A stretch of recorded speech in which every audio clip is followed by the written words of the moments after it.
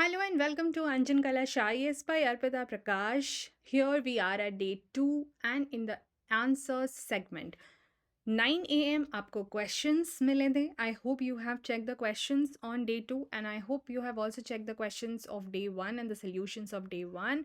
Very quickly moving to the next part in this 30-day 30-minute plan. I hope you are also enjoying this exercise. अभी तक हमने 10 questions कर लिए हैं और उस 10 की मदद से आई एम प्रिटी श्योर आपने 15 to 20 एडिशनल पॉइंट्स भी किए हैं विच cumulatively makes it to somewhere around 25 to 30 additional points of miscellaneous subjects just in 2 days, just by spending 30 to 40 minutes every day. Imagine the kind of progress that you would be doing. Now let us do the solutions of day 2. Static subject क्या था हमारा? Polity. Polity का पहला question क्या था? Who attends the meetings of the public accounts committee of the parliament? As I had said, this is something you are expected to know. The answer is comptroller and auditor general of India, जिसको आप CNAG के नाम से भी जानते हैं. This is a constitutional position और a constitutional body. Post लिखना शायद ज़्यादा बेहतर होगा. ठीक है. So remember this, it is a constitutional post, or you know that in your syllabus you have a segment of constitutional and non-constitutional bodies. ठीक है. The answer to this is CNAG. लेकिन बात क्या यहीं ख़त्म हो जाती है? Of course not. Firstly, when you prepare this particular question, अब ये तो क्या आता है? This comes under the CNAG function. एक function में ही आएगा ना, that the CNAG gets the power to attend the meetings of the public account committee of the parliament, right? The associated article that you have to do is article 149. okay? अब ये खुद ही देख लो, हम एक article पे already एक अलग से क्वेश्चन करते हैं, but additionally you are getting here one article और यहाँ जो करोगे उसमें तो मिलेगा ही मिलेगा. तो एक आर्टिकल के साथ भी आपको देखो एक दिन में 3 आर्टिकल के क्वेश्चन तो ऐसे ही मिल रहे हैं. So do you realize that by the end of this 30 days exercise how many articles you would already be doing? ठीक है. अब आते हैं थोड़ा UPSC CSE प्रीलिम. मैंने ये क्वेश्चन क्यों पूछा? ऐसा नहीं है कि there is some current affairs relevance of it is static perspective से ही मैंने पूछा है. द रीज़न इज, अगर आप एक बार क्वेश्चंस उठा करके देखो, मैं आपको क्वेश्चंस दिखा रही हूँ ऑन द टॉपिक 2019 है. ये देखो, यहाँ पे एक क्वेश्चन है, कॉम्प्ट्रोलर लिखा हुआ आ रहा है तो ये कुछ और क्वेश्चन, लेकिन यहाँ पे the topic has come and even if a topic comes in a option of UPSC question you have to understand its significance. तो एक तो ये चीज़ है कि इसका अपना रेलिवेंस कितना है. मूविंग ऑन, ये तो सिर्फ एक था, आगे देखते हैं. देखो सीधे सीधे, parliamentary committee on public account committee of parliament क्या है? वही चीज़ है ना. तो क्वेश्चन तो आया हुआ है, डायरेक्टली कुछ भी कह लो. अब उस पर बहुत से ऑप्शंस हैं और यहाँ पे एक option is also related to the comptroller and auditor general. तो आपको कमिटीज़ भी पढ़नी है. From here the additional topic that you will do, एक तो आप CNAG पढ़ोगे ही पढ़ोगे, एक पूरा का पूरा चैप्टर भी है. और कॉन्स्टिट्यूशन में देखो, कॉन्स्टिट्यूशन में 149 आर्टिकल है ना, मैं आपको दिखाऊं. ये देखो, duties and powers of the CNAG. But CNAG पे एक पूरा का पूरा ये सेगमेंट है, आपको यहाँ से भी 4 आर्टिकल्स करने हैं. तो जो आपको एडिशनल वहाँ से दिख रहा है, you are understanding, you are finishing one whole chapter also and ये आर्टिकल्स ऑल्सो. ये पूरा का पूरा टॉपिक खत्म हो जाएगा एंड लक्ष्मीकांत या किसी भी बुक से उस पूरे चैप्टर को भी पढ़ लेना. ठीक है. और क्वेश्चंस देखते हैं. 2012 में भी सीधे CNAG के ऑफिस पे क्वेश्चन आया हुआ है. यहाँ पे भी देखो, रिपोर्ट ऑफ CNAG पे क्वेश्चन है. ठीक है. प्रेसिडेंट की ड्यूटी है, रिपोर्ट, पार्लियामेंट, इस पे बहुत सारी बातें हैं, बट एक ऑप्शन ये भी है. तो do you understand the significance of this? Looks like just one question, लेकिन इसके पीछे और कितनी चीज़ें छुपी हैं देख ली हमने. Moving to the next question of polity. To whom does the president of India submit the resignation? President किसको अपना रेजिग्नेशन सबमिट करते हैं? President is a recurrent theme in prelims that you already know. ठीक है. The answer is vice president of India. ये हो गया article. मैं आपको आर्टिकल 56 का वर्बल एक्सप्लेनेशन तो नहीं अभी दिखा रही हूँ डिटेल में, यहाँ पे मैं सिर्फ आपको ये बता रही हूँ. 56 term of office of president. ठीक है. जब आप ये प्रिपेयर करते हो तो in reverse you would also prepare कि अगर वाइस प्रेसिडेंट को रिज़ाइन करना है तो vice president would submit the resignation to whom. That's one thing that also you would prepare. ये क्वेश्चन CSE 2009 में आया हुआ है और बहुत सारे बार स्टेट PSCs में भी आया हुआ है. ठीक है, ये तो एक चीज़ हो गई. मूविंग ऑन,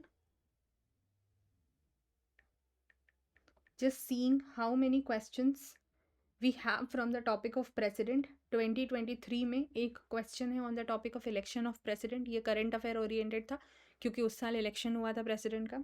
ठीक है, second question also is in 2023 only. ये वाला, सॉरी यहाँ पे नहीं है, ये वाला क्वेश्चन है. This one, this is also related to the election of president. So both are in 2023. दो क्वेश्चन तो आपको प्रेसिडेंट के यहीं दिख गए. उसके अलावा भी indirectly related to the powers of the president etcetera बहुत से क्वेश्चन आए हैं. ये एक्चुअली बिल पर है, theme is bill, but the role of the president is in passing of the bill. ठीक है, प्रेसिडेंट के इम्पीचमेंट एक ऑप्शन है, तो रेजिग्नेशन ऑफ द प्रेसिडेंट भी तो फिर इंपॉर्टेंट थीम हो जाता है ना. मूविंग ऑन, हम यहाँ पे सिर्फ प्रेसिडेंट ऑफ इंडिया की बात कर रहे हैं. यहाँ पर तो एक पर्सनालिटी रिलेटेड ही क्वेश्चन था, even though that was a current affairs oriented question, art and culture का. ये देखो यहाँ पे भी प्रेसिडेंट इज एन ऑप्शन. जहाँ पे भी प्रेसिडेंट ऑप्शन है, ये तो देखो पूरा का पूरा ही यहाँ पे पूछा गया है ये वाले ऑप्शन में. This is a historical question, don't go by that. Again यहाँ पे प्रेसिडेंट रिलेटेड पॉलिटी के question and actually there are many such question. ठीक है, आप यहाँ पे एक और देख लो, just because I am showing you something here. देखो आर्टिकल्स स्पेसिफिक क्वेश्चंस भी आते हैं, so do not take it lightly. Articles का यूजेज आपका दो जगह हो जाता है. One, of course if a question comes you can answer that. Secondly prelims में डायरेक्टली. सेकेंडली मेंस में if you are writing, let's say you get a static question in mains GS2. ठीक है, स्टैटिक और current affair कुछ भी हो, question in GS2 on CNAG. So you can at least quote, your introduction would directly be related to the article ना, तो आपका काम वहीं ख़त्म हो जाएगा. But for that at least you need to remember the article and roughly आपको ये भी पता होना चाहिए. मान लो आपको exact इनसे related नहीं भी article याद है, तो भी roughly what you are supposed to remember is कि ये कौन से range में है, मतलब 140s के समथिंग में है या 150 से थोड़ा पहले, ऐसा कुछ याद होना चाहिए. यू कैन नॉट एक्सपेक्ट कि अच्छा आपने ऐसे ही बोल दिया कि 200 के अराउंड कोई आर्टिकल है जो कि इनसे डील करता है. No. So approximation is also very important. उससे भी क्या होता है कि प्रीलिम्स के ऑप्शंस पे रीच आउट करना becomes easier. Okay, so I guess you understand the essence of these two questions. The third is, which article of the constitution is this that empowers the parliament to legislate on a subject of the state list. Question का मतलब क्या है, I've explained in the morning video which was of the questions. Again this is a recurrent theme in the prelim. क्या है वो requirement theme? Powers of Lok Sabha and Rajya Sabha. ठीक है, ये डील अगेन करता है आर्टिकल 249. ये मैंने आपके लिए अटैच कर दिया है. Power of parliament to legislate with respect to a matter in the state list in the national interest. तो इसके लिए प्रोसीजर होता है, राज्यसभा को एक रेजोल्यूशन पास करना होता है. वॉट एग्जैक्टली दे डू वो आप डिटेल में पढ़ोगे, that's your homework of course. ठीक है, लेकिन what I am trying to tell you, अब आप क्वेश्चंस देखो.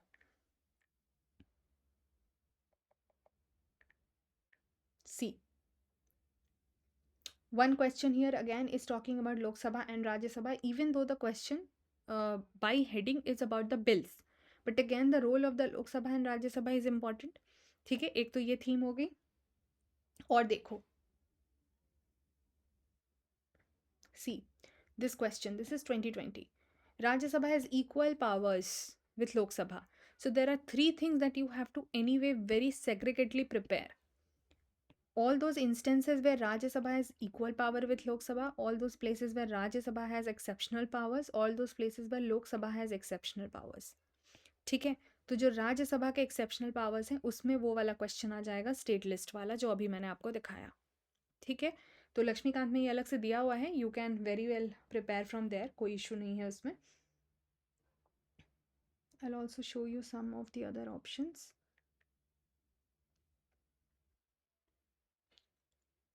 सी this is again Rajya Sabha MP. खैर ये तो अगेन थोड़ा सा डिफरेंट क्वेश्चन है क्योंकि यहाँ पे vote of each MLA and MP पूछा जा रहा है, लेकिन स्टिल आपको पता होना चाहिए लोकसभा और राज्यसभा के रोल से रिलेटेड. ये फेडरलिज्म के फीचर्स पे है. The whole thing is that only. देखो फिर से बिल और लोकसभा राज्यसभा को हम रिलेट कर रहे हैं, वापस से देख लो क्वेश्चंस हैं, देर आर सो मेनी, ठीक है। Again this is on the powers कि क्या किया जा सकता है और क्या नहीं किया जा सकता है, ठीक है। I hope you are seeing again money bill, Lok Sabha Rajya Sabha. Similarly अगर हम इसको लोकसभा करके भी सर्च करेंगे, I am not spending much time here because these are the exercise you can do on your own as well, नहीं तो फिर ये बहुत लंबा टाइम हो जाएगा। My intention here is to just save your time and give you the most out of these videos to help you know कि हम करना क्या चाह रहे हैं। अगर आप इस तरह से कीवर्ड्स में फिर लोकसभा सर्च करोगे तो यू वुड सी कि लोकसभा से भी देखो रिलेटेड एक्सक्लूसिव, अभी मैंने आपको वहाँ पे क्या दिखाया था कि राज्यसभा के एक्सक्लूसिव पावर्स, सॉरी राज्यसभा और लोकसभा में इक्वल पावर्स कहाँ आते हैं। यहाँ पे क्वेश्चन पूछा हुआ है लोकसभा के exclusive powers, so of course Rajya Sabha के exclusive powers also become an important heading to be prepared, और उसका मैंने आपको हिंट दिखाई दिया। देखो फिर से लोकसभा का रोल बिकम्स इम्पॉर्टेंट, ठीक है। लोकसभा के पूरे इलेक्शन पे क्वेश्चन पूछा हुआ है, सो आप देखो इक्वल पावर्स हमने देख ही लिया था अभी। So I hope now you are also getting the sense of why this was being asked, right.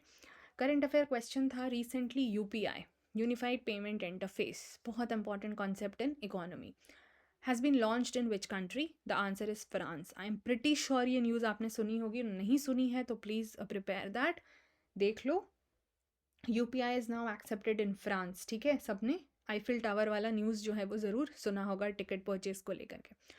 अब why again we are doing this, firstly because UPI is very important topic in economy. ये again prelim दो, यहाँ से दो repeated prelim के theme हैं। One, important thing happenings even in different parts of the world, different countries. I'll show you some examples. But from economy perspective also, because हम digital economy पे focus कर रहे हैं, we are focusing on the digital penetration, तो आपको NPCI separately बहुत detail में पढ़ना है और फिर UPI बहुत अच्छे से समझना है, ठीक है। इसीलिए ये क्वेश्चंस पूछे गए, मतलब इसीलिए इस टॉपिक को मैंने आपको दिया। नाउ जस्ट शोइंग यू, जैसा मैंने बोला कि ये पूछ लेते हैं डिफरेंट कंट्रीज़ को लेकर के भी कि क्या चल रहा है। फॉर एग्जांपल यू सी 2023 में recently US and you have launched something, but पूछ तो लिया ना कि डिफरेंट कंट्रीज़ में क्या चल रहा है। तो ऐसा तो है नहीं कि दे के not ask you about France, ठीक है। यहाँ पे भी देखो स्विट्ज़रलैंड का भले वो रिजर्व को लेकर पूछ रहे हैं, but they are asking you about different countries. There are many such instance actually. Again you see ये सब 2023 में ही है, देखो लेटेस्ट ही दिखा रही हूँ मैं। Stability and growth pact of the European Union, सीधे EU as an organization question आ गया। उसके अलावा थोड़े पुराने में भी जाएंगे, देखो इकोनॉमी से भी इसको रिलेट कर रहे हैं। आप यहाँ पे देखो एक सीधा सीधा क्वेश्चन था 2019 में, दैट एक लॉ की बात की गई थी ऑन द डेटा प्रोटेक्शन, ठीक है। उन्होंने आपको न्यूज़ बता दिया and then they asked about कि कौन से कंट्री का है। अब देखो यहाँ पे कहीं भी इंडिया नहीं है ना, so they are asking you, यहाँ पे भी देख लो India signed a deal with which country, तो इंडिया इन्वॉल्व है तब तो इम्पॉर्टेंट है ही, और नहीं है तब भी है। तो यूपीआई में तो इंडिया इन्वॉल्व है ही ना, हमारा ही है, जो कि अब फ्रांस में भी लॉन्च हो गया।